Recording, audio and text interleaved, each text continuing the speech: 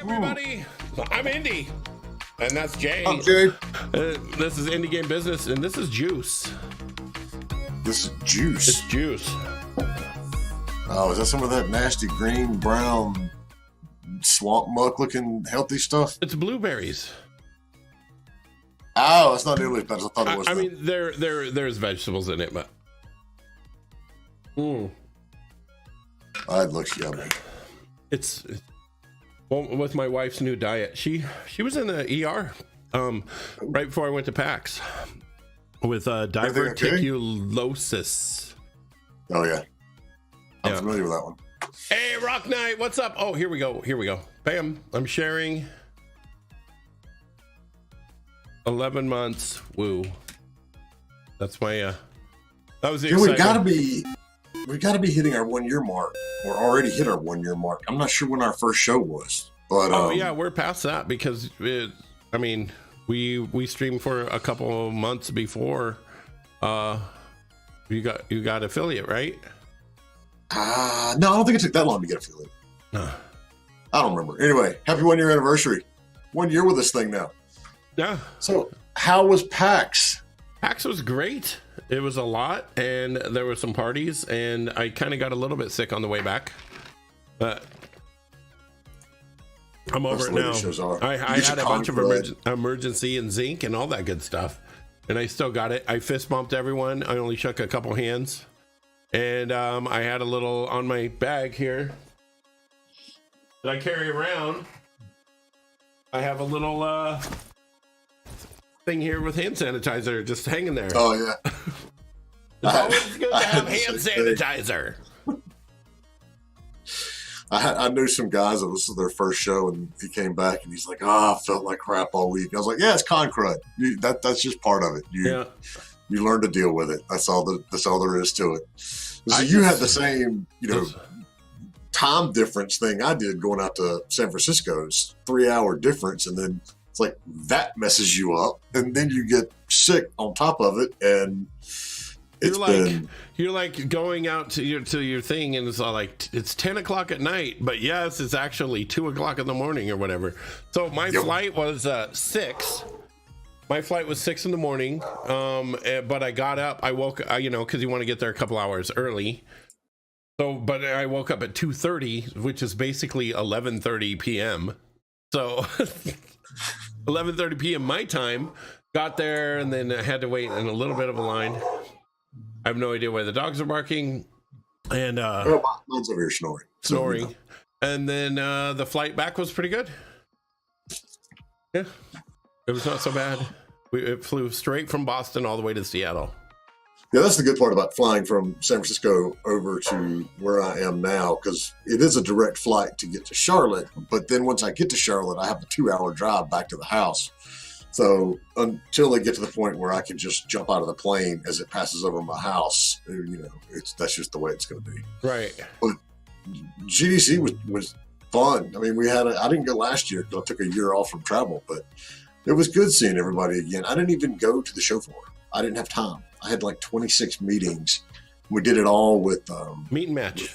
With Meet to Match. The same folks we're doing our show with. So, it was really good. I mean, it was nice seeing everybody, but yeah, I'm past the point where I stay out too late. And I did go have a couple of beers with our friends Tyler and Christian from IDGB, and that was fun. Oh, that was cool. I met Heine and hung out with Heine a little bit. That is a story to talk about, not on the stream. Those are the best stories to talk about. No. We're not going to talk about it on stream. But Heine is super cool. And we had a good time. Did you do an announcement that we're live on the server? Oh crap! I totally did not. No, I didn't post any announcements on Discord. I didn't post any announcements on Discord. I did post on social media though. It's been like 2 weeks? I forgot everything. Yeah, I forgot everything. So did I. My head's poking out the top. I dyed my hair and my beard purple. I don't know if you can. Oh, I could tell in the pictures I was showing my son. Oh yeah, purple. And I mean, now I can go like, I was the big guy that had a beard, purple beard and purple hair. And they're like, I remember you. You know what I mean?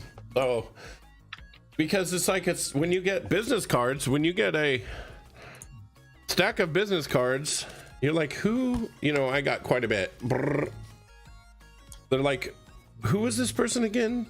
I don't. Oh, do you want to see my little hack that I learned several years ago? Yes. And I forgot my stapler. So when I got there, I went down and talked to, I went down to Target and picked up a stapler, but just in my notepad, I have the card stapled in there. Oh, with some notes? Nice. Yeah. So you don't lose them. I got them all right there. All good to go. So, all right, big news out of GDC, which was the biggest like non-news ever. I could not have been more disappointed when I landed and saw the, you know, the blog updates and all that kind of good stuff. was Google's Stadia announcement, which was absolutely nothing. Everyone knew they were working on a streaming, and then they came out and do this big press conference to get everybody all hyped up, and they were like, so we're doing streaming and we made a controller. And that's it. And everyone's like, it's going to be awesome. I'm like, does anybody remember On Live and how that went over awesome? On Live was great on your old phone. What was it, 4 or 5 years ago? You could stream any game. I mean, you could play AAA titles on your phone because it was streaming. Yes, it was a little bit slow, but that totally didn't take off. Oh, you played the entire Witcher 1 on Live. Wow. And that no price or nothing for Stadia. I just don't feel like that the world is ready for streaming service like that. I mean, But we've already got streaming services. I mean, you've got the PlayStation and the Xbox stuff. But that's the thing. It's like, we're doing this thing, this streaming thing, which quite frankly is not unique. But we're not going to tell you how much it's going to cost. We're not going to tell you the games that are going to be on it, and we're not going to tell you when it's going to launch, and we're not going to, give you any requirements for bandwidth and everything like that. And it was just like, what that reminds me of? You know what that reminds me of? I saw this politician the other day saying, we have this great healthcare plan, but we're not going to tell you until after the 2020 election. I mean, okay, so I was trying to be as vague as possible. That's pretty much like the Google announcement. That was, and I had several folks reach out to me and on LinkedIn, and they're like, so what is your take on this, and how is it going to upset the market? And I'm like, who the fuck knows? Because they didn't announce anything. It's just, I don't know. Yeah. And I also, their premise that people are going to want to watch somebody playing YouTube, hit a button and jump into the game exactly where that person is, I find no. I don't see a huge market. You know what that is? When someone told me that, I'm all, do you remember cheat code? Or do you remember like the old NES games where you'd get to a level and then when you beat the level, you get a little code that you write down? So the next time you fire up your NES, you can just put it, that's what it is. That's all it is. It's freaking gaming from the 80s that they brought back a function. That's what it is. I mean, not even that. There were NES games or old stuff that you could just put in the code and it would take you exactly to that spot with those enemies and that thing and what. That's all it is. Who cares? Honestly, it's like, but then you never know how with the market, because Apple disrupted everybody with the new iPhones and the iPads and the MP3 players. Oh my God, it's an I had a freaking Android MP3 player 2 years before that was a huge deal, and they were cheap and whatever, and they worked just as good. But then iPhone or Apple disrupted the whole market, like with this new thing, but it wasn't new. It was just they knew how to market it, and they made a shit ton of money from it. But I just don't see I don't see Google doing that level of this coming out. I don't see it either. I think it's going to flop. I think it's neat technology. Maybe it's a step forward, but it's not. I don't think it's going to do anything. Rock Knight's got a good, thought on this, and Google. And I saw an article this morning. It's like Google is losing credibility because they keep, pulling out of everything that they do. It's like they try something for a couple of years and then they stop doing it. We've seen that with Google Plus. We've seen them, roll back on whatever their high-speed internet system is in a couple of cities. They are starting to get a reputation for not sticking around especially in games. So, what's the inbox? I don't even understand why they got rid of that one. So, and also, you know what? There's an app that you can stream all of your freaking, and I have one of those Steam boxes too. Yeah, I can just hook it up to my computer. I mean, of course it does stream from my computer, but I can hook it up to any TV in my house and I can play all of my Steam games on them. And same with my phone. I have a Steam, I don't know what it's called, Steam streaming. The Steam Link thing. The Steam Link thing on my phone. So I can play whatever games you know how many times I've used it? 0. I would love to use it more. I thought the Steam Link was awesome. And then I did it and it was just like, okay, yeah. I've got my laptop is a Chromebook. And I have tried repeatedly to get it to work, get the Steam Link to work on my Chromebook, and it just does not want to. Just like Sage said, think about the amount of effort people go through to reduce input lag on local machines, from game engines to mice. I know. So it's not going to be for any pro, player. No. It'll be for just the casual. There's a lot of games though that I would love to see something like this work on. It's not going to be, here, download Fortnite or Apex and play competitively. That's just it ain't going to work. But the not even older, like Civ 6. And, I'm sitting here talking to Hannah over at Failbetter right now. So she's beeping in my ear while we're talking. Beep, beep. But, like their games are perfect for this sort of stuff. The Star Traders Frontiers, which I am still playing, those things would be awesome. The bandwidth only matters when you're talking about shooters, basically. Otherwise, you can have a little bit of lag. So basically what you're saying is that you'll be able to stream games that you can already freaking download and play on your phone anyways. But you can't play all of them, though. So here's my problem. Like, again, and I know I'm in the minority here. My main laptop is a Chromebook. Now, it's an awesome Chromebook. It's like a 15-inch flip touchscreen, whatever, that I got on sale so I can play Android games on this gigantic touchscreen, which has nothing to do with my recent addiction to Stardew Valley again, and why I'm still playing Star Traders Frontiers. But those games, I can't. Like I said, I can't get the Steam Link to work. So if I can stream a game like that through, I saw that. I want to play that too. Oh God, yes. It's good. I sat down, I hung out with the developer a little bit and played it. It's fun. But to be able to just play some decent games streamed through my browser, I would love to do. But again, you've got to tell me when it's launching, how much it's going to cost, what's going to be on there, and more importantly, you've got to get the developers involved. We're at a stage again where developers need to be looking far beyond just Steam to get their games out there, and so they need to be ready to implement stuff for the Epic Store and Discord and things like Stadia. But who knows? They don't have anything on there. It was just like that was the biggest non-announcement I have seen in a very long time. And the trend for people nowadays is, and it's been happening over the past few years, is to make these really badass computers and all of this RGB lighting. And so gamers are doing that. They want to have like these flashy, badass, awesome computers. And till the point where like most gamers have Chromebooks and, but that's what gamers want to do. They want to have like this awesome, cool RGB lighting. And, this, I even saw there was RAM that was LED that lit up in different colors. that they were showing off at PAX, which it was pretty neat. I'm not that gamer though. I don't care about that stuff. Mine's in like just the cheapest case I could get, and big enough to cram all the stuff in there that I want. And they're like, "Do you want to have the lighting in?" I'm like, "I don't care. I'm not going to look at it. It's under my desk, you know."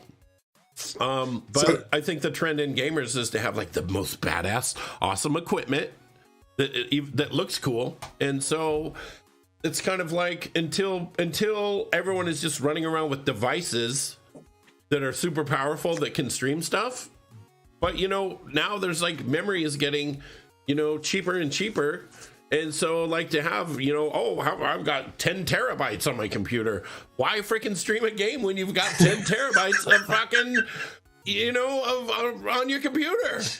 See, and I would have argued that all those gamers that want the RGB lighting and all stuff, they're the minority, and there's really not that many of them. But I had a extremely enlightening conversation with Intel right before I went to GDC, and you know we were talking about these. I'll be right back. Rigs that sell, you know, $3,000, $5,000 desktop rigs, and he said we sell more of those than PlayStation and PS4.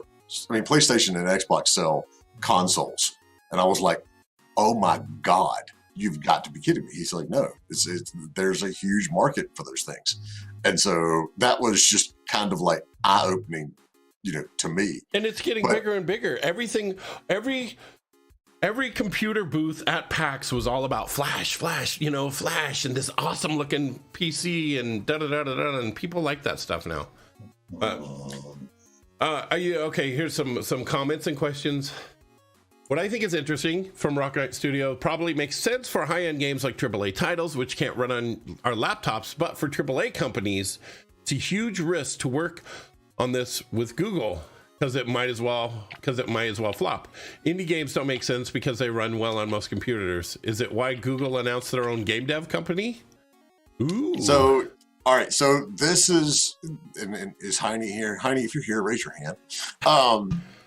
I was having this conversation with Heine before PAX, and so the reason Google started their own game dev company is because you have to have exclusive content, and no one, no matter if they release a streaming system or a streaming platform that is just reselling existing games that you can already buy, no one's going to switch Steam or whatever, then it's going to be another also ran, you know. So remember when Google had a streaming idea? If they have with their own studio, you know, they can create exclusive content. That's how you get people to sign up. People don't sign up to Hulu and Netflix and Amazon Prime to watch, you know, Third Rock from the Sun and The Simpsons. You know, they sign up to watch, you know, exclusive things that they have. Netflix and their, you know, the Daredevil and Marvel and Umbrella Academy, right, and however many other House of Cards. That's what people sign up for these shows for. People sign up for Amazon to watch the Miss Mabel show or Man in a High Tower, which God, I really tried to watch. HBO halfway through that season. Yeah, it's like you're not going to stand out and attract, you know, a subscriber-based crowd, whether it's a subscription-based or a just normal streaming thing, if you don't have something that no one else has. Oh my God, Umbrella Academy, I binged it. That was good, isn't it? It was good. The second season. I didn't think it was going to be good. The second season's, and then also, not to totally get sidetracked, the Santa Clarita Diet with Drew Barrymore. Oh God, it's hilarious. Yep, we've seen, I've watched the first 2 seasons of it. The new season just came out. Yeah, I haven't watched the new season yet. But anyways, derailed. Sage says, yeah, I can see it being useful for doing travel where you don't have your main rig with you, but I don't think any serious gamer is going to use it in everyday life when they probably already have access to a normal rig for gaming. All right, see, but there's the difference. Google, they're not necessarily targeting core gamers. Nope. Core gamers are going to do what they've done, what they've always done forever and ever. Amen. But the more casual market, the folks that, you know, don't have $3,000, $4,000, $5,000 rigs to play the most recent things, that's where their core is going to be. free to play games didn't take off 10 years ago because of, whatever, Assassin's Creed or anything else like that on mobile. They took off because of hidden object games and swiping games and bubble popping games and Candy Crush and all of this sort of stuff, that casual mass market. Once they had a casual mass market, then you started seeing gamers go from playing more of the core games on PC and console to playing some of these mobile games, hence where we just, built the mid-core market. But first, it was the casual market. And so that mass market of players, that's where they're going to be aiming to get started. So I wanted to share this. So right after, like the day or two after Google's announcement, I get the newsletters from Used that, he ran Super Data Research, still runs it, but they got bought by Nielsen. But anyway, he had a summary of it, and it, and I sent him a note back, and I was like, dude, that was perfect. That was like the best summary of the Google thing, whatever. He says, we're opening a restaurant. It's unclear what the cuisine will be serving. There's no menu. We don't know whether it will be a buffet or a la carte, and we just hired a chef 10 minutes ago. But our restaurant will have the best tables and chairs in the food business. And that's it. I mean, that is what Google said. It's like, hey, we hired Jay Redmond. We don't really know how much it's going to cost and where it's going to be and what's going to be on it, but it's going to be really cool. It's like, show me. That's what I want to see. So, all right, what else do we have in there?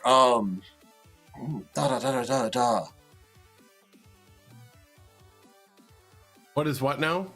No, my brain's going in 500 different brain fart. Yes, exactly. All right, so what about the Apple news? I don't know. What about the Apple news? I don't know anything about it. The new Apple Arcade? Oh, no. So Apple announced at their big thing, which they had, I don't know, like the week after GDC. It's like after GDC was over and everybody up and left, they came and did their own little whatever. They announced Apple Arcade, which will be a subscription-based something. It's not streaming, but it is subscription-based. And it's not going to be for free-to-play games. It's going to be for premium games on iOS. So like Sega, Konami, Disney, Cartoon Network, Sumo Digital, they're going to be in it. They're announcing 100 exclusive games for it. There you go with the exclusivity. Yeah, exactly. I mean, so, I don't really care about Apple stuff, but I mean, if anybody can pull that off, that is the company that could. If anybody can make it successful, I mean, because pretty much everything that Apple does blows up. You know what I mean? Well, they've been kind of flat lately, but part of it is because everybody who needs an iPad or an iPhone already owns one.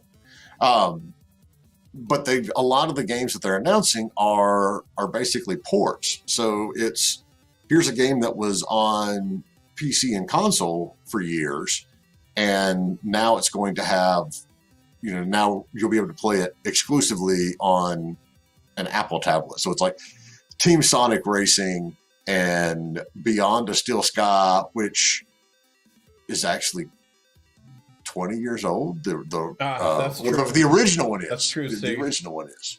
That's true, Silot. Not true with gaming in a way. They announced a big gaming revolution with Apple TV, and yet still waiting. Nothing. I don't know. So what you're saying is Apple will be able to play old games from old console stuff or something. There's the list. Well, they've got a lot of original games too, which is, that's what you have to have.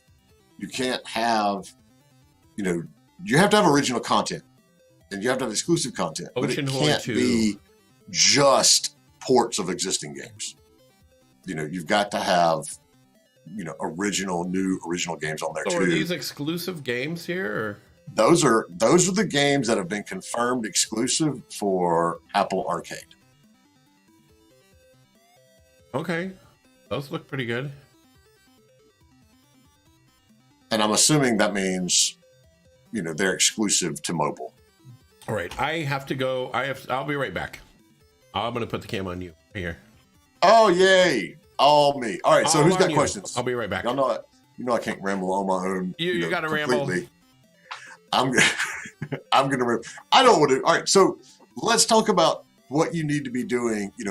If you were at one of these shows and you had your meetings and you need to catch up, of course, Crytex, you popped me this big question as I get going here. All right. So let's just jump in there.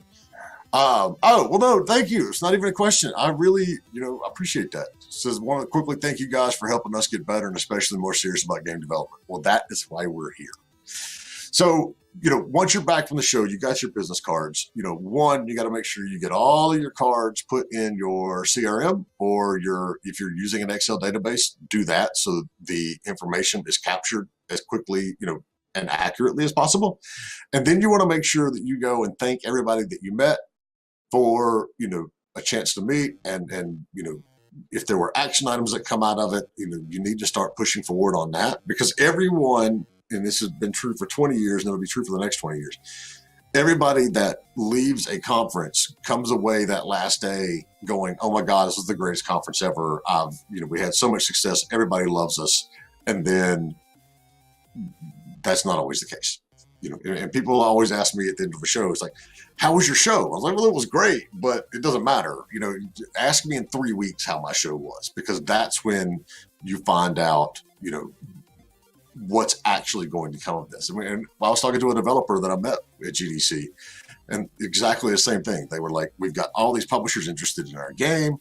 And, now 2 weeks later, we're seeing that some of them aren't as interested and we have to start looking at other options. And that is the, iconic case of exactly what happens to these shows. So, you need to follow up and keep pushing the deals forward that you've discussed, but at the same time, you cannot get tunnel vision. You can't sit there and go, okay, we had like 6 great meetings and maybe 3 or 4 of them will work out, but we're going to just focus on that and nothing else and hope it works out.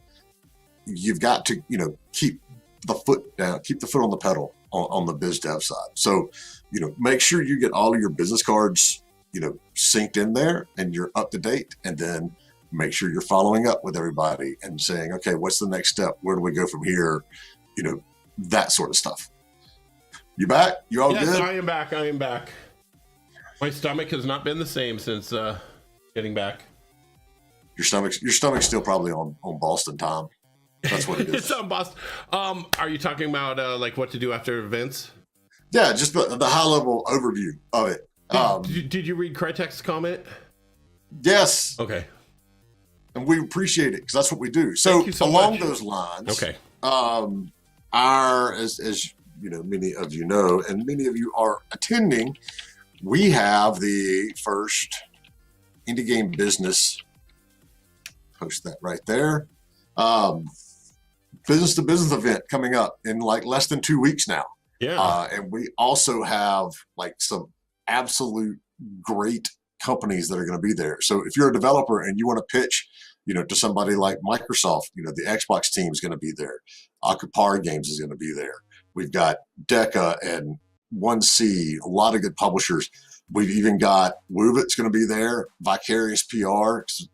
I know a lot of folks came out and said, listen, we realize that we have to have a real PR and marketing partner on our game. And so we've got Vicarious, Bastion's going to be there, the Launchpad agency, and we have 2, big sponsors that have stepped up and really helping us out as well. One of them is Game Center Group. They do a lot of localizations and things like that. And the other is, I am drawing a blank on the other one.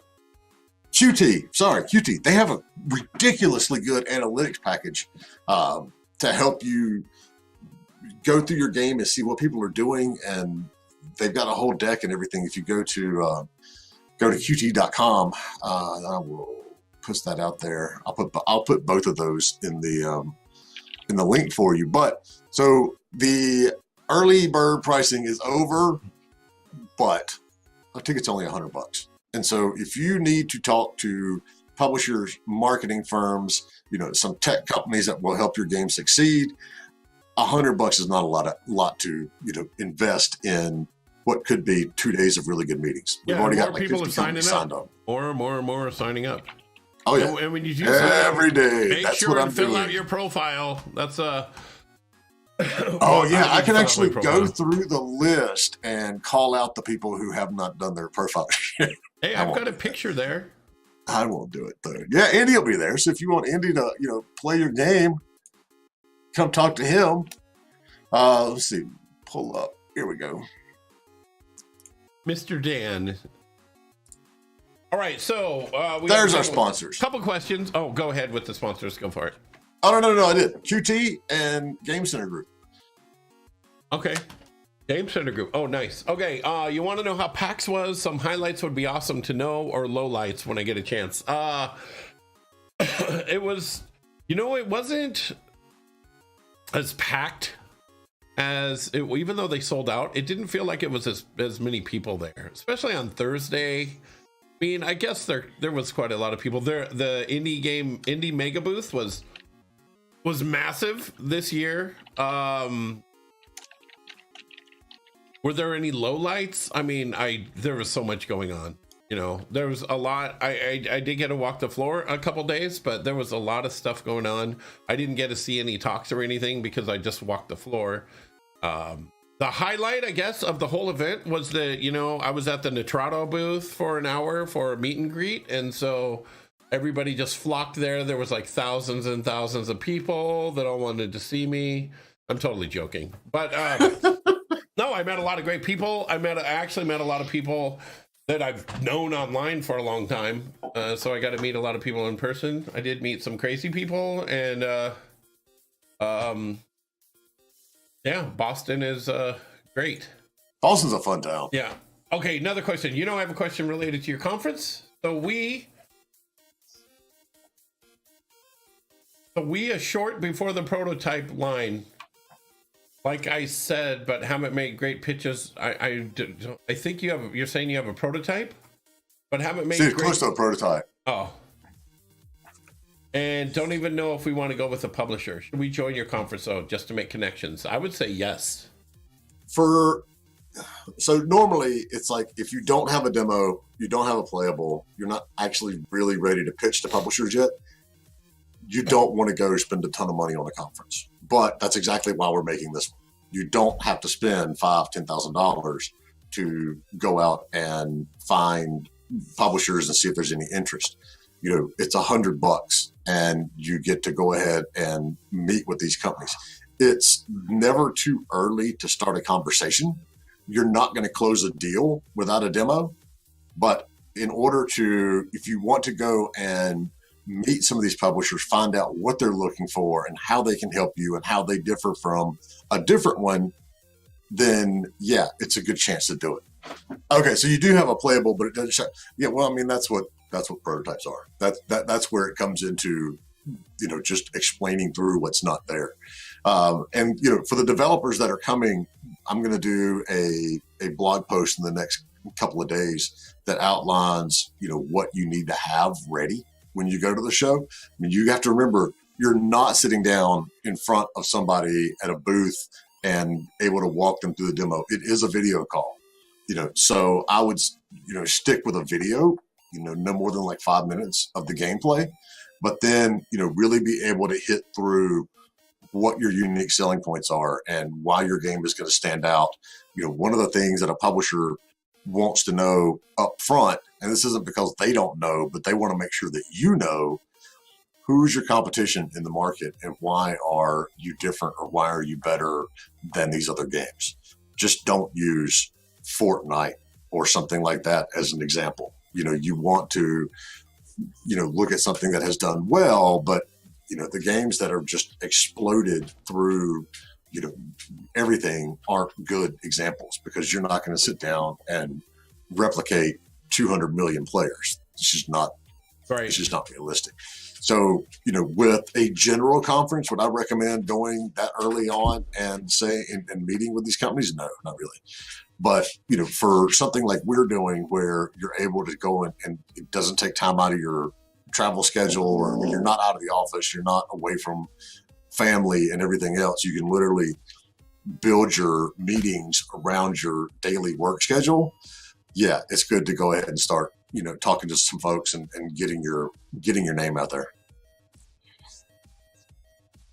Hey, what's that question there? Did I play anything awesome or see anything really unique? I didn't like stand in lines for anything big, but I did go through all I didn't actually have time to go through all. This was like the first time that there were so many games I wasn't able to hit every single one of them at the conference. And the lines at the indie game booths were actually, sometimes you go and there won't be anybody standing there. The lines at all the indie games were pretty far. This game right here called Atomic Crops right here. Let's see. Can't see it because it's a green screen. This is like Stardew Valley mixed with The Binding of Isaac, sort of. It's like a farm. Oh, dude, it was awesome. This game right here, The Church in the Darkness. Yes, it's a cult thing. It looks so good. So good. But yeah, Atomic Crops, that's the publisher's Raw Fury. But I hung out with the dev for about 15 minutes and we bullshitted, and I got to play it. You Canadians don't need the funding. Heroes. So freaking many. As far as other stuff that stood out, I feel like the tabletop games area was so much bigger than it was last year. That's because that whole market has exploded. Yeah. In our little town, it's not little, we have a major university here, but it's still not like a metropolitan area by any means. We have 3 game stores now. 5 years ago, we had 1. Yeah, now we have 3. We have a few here too. When, like I said, our population, 20,000 or so. So Old Man Hero asked if we're seeing any movement in the seed funding area, particularly for Canadian devs. And of course, I'm like, you don't need seed funding. You have the CMF. And yeah, it is true that Canada, I've always half joked that I'm moving to Canada before I start a new studio. Yes, we are seeing a lot of new interest in, funding for games, seed funding at the VC angel level. We've got at least 2 investors that are coming to our show in a couple of weeks. We'll probably have a couple of more, but I know we have at least 2 that are already signed up. But if you haven't looked into, I don't know what province you're in, oh man, but your province has a lot of opportunities, with funding that they can put in. And then on top of that, you've got the CMF, it's a good bit of work to go ahead and put that in. But, they hand out millions of dollars.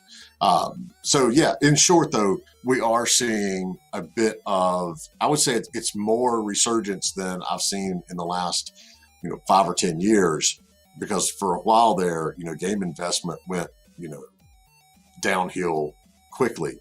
But, in terms of angel funding and VC funding and seed funding, yeah, we are seeing more and more of it now. Okay, you're over on the East Coast. The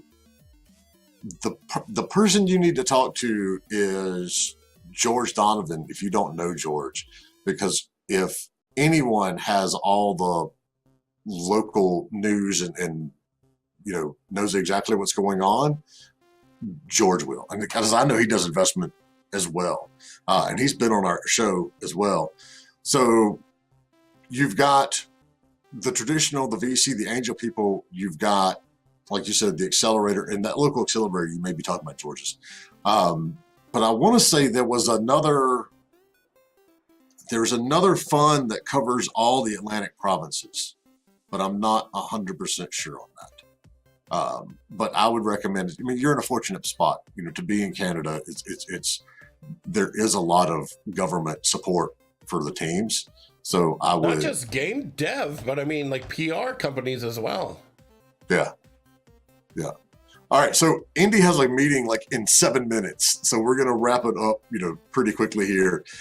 As always, you can find us on our Discord server too, and that's linked below. And we will be back Friday. Yeah. Maybe with a guest. I don't know. We're working on that literally as we speak. Thank you, guys. So if you're not following, please click that follow button. Rock Knight says, in what case would a VC funded indie game? Your indie game needs to be created by people who are rock stars. It's very tough to get funding for, at least VC funding. You can get friends and family funding or even potentially angel funding for an indie game. But you need to, for lack of a better phrase, really have all your shit together.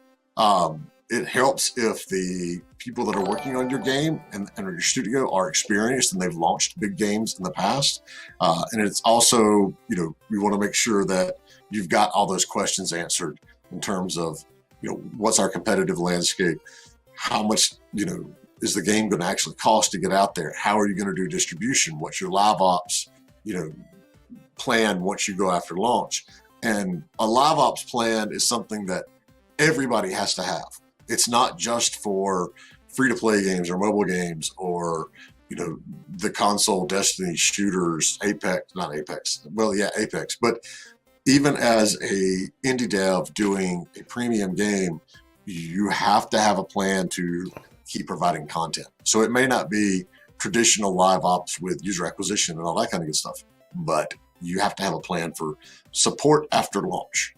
But it is much harder as an indie to get VC funding unless you have a ridiculously good pedigree behind you. Oh, your game is gorgeous. Well, I mean, there's a lot of gorgeous games that never make it to market. You know, you've got to have, you know, the reason we do this show, basically. You've got to have the business case laid out for it as well. So, yeah. If you got any other questions, hit me up on Discord. I'll be around. Discord, here, let me type in the Discord. Join the Discord, you guys. Yeah, because Streamlabs is not synced up, and I forgot how to do it, so I'll do it for the next show. Those commands aren't going to work. Oh, you broke them. I know. No, I didn't break them. It's just not running right now. Hold on a second. I can do an instant invite. Blah blah blah blah blah blah blah.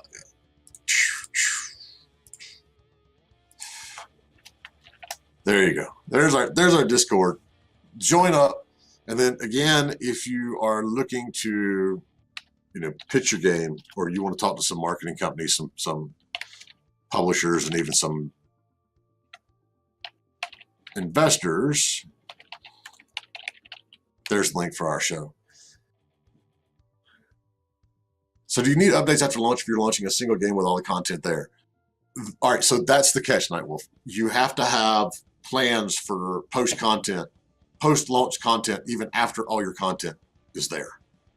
You got to keep it fresh. You got to keep, you know, a reason. You got to have a reason for players to keep playing your game. But yes, ask on Discord because I got to get out of here. I got to get in a meeting. Thank you, guys. Right. Thank you so much. We'll see you Friday. We'll be on time. I'm sure we'll be on time. I promise. Yeah, sure. Even if Jay is late, I'm going to go on and just sit there and smile and look pretty. So thank you guys for hanging out with us here at Indie. Thanks, everybody. Make sure to click the follow button. And if you're watching us on YouTube, click the sub button. Subscribe right now. Jay's already getting calls. Yeah, I have no idea who that is. Oh, Old Man Hero, thank you for the Twitch Prime sub. We appreciate it. Thank you very much. Now you get the glorious emote right here. Bam, bam, bam, bam, bam, bam, bam, bam. You get those. All right, bye, everybody. Peace. Y'all take care.